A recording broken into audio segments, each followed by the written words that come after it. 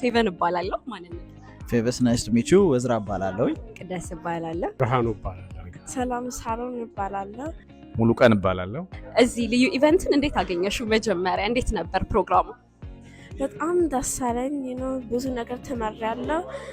ኦፖርቹኒቲ ተሰጠኝ ከሌላ ሰዎች ለትምህርት ቤት በጣም ጥሩ ኦፖርቹኒቲ ነው። የምፈልገው ነገር እንድሰራ ስራ እንደወጣው ለመሄድ ለዚህ ለመምጣት ነው የፈለኩት እና ስመጣም የሀገሬን ልጆች አግኝቻለሁ። በጣም ደስ ብሎኛል። የሀገሬን ልጆች ብቻ ማግኘት ብቻ ሳይሆን ሀገሬ የሚጠጣው በጣም ወደውን ቡና አግኝቻለሁ።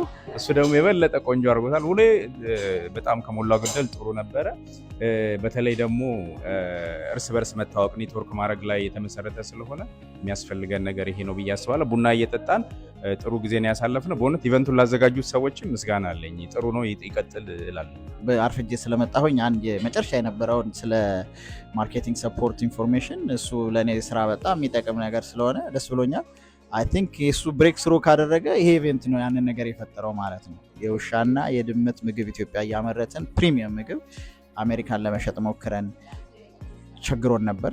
ችግሩን ሊፈታ የሚችል አቅባዜ አግኝተናል እና አይ ቲንክ ለውጥ ያመጣል ብለን እናስባለን። ለውጥ ከመጣ በእናንተ ነው።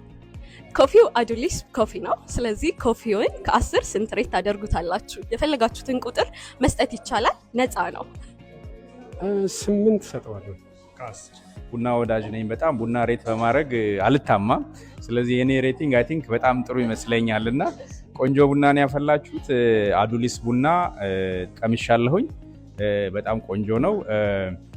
በጀበና ብቻ ባለመሆኑ 1 ነጥብ ቀንስብሽና 9 ሰጥቼሻለሁ። ከአዱሊስ ለአድቨርታይዝ አይደለም ግን እንዴት እንደሚጣፍጥ ይሄ ለመጀመሪያ ጊዜ ነው የቀመስኩት። በቃ እንዴት ከኢትዮጵያ ነው የመሰለኝ።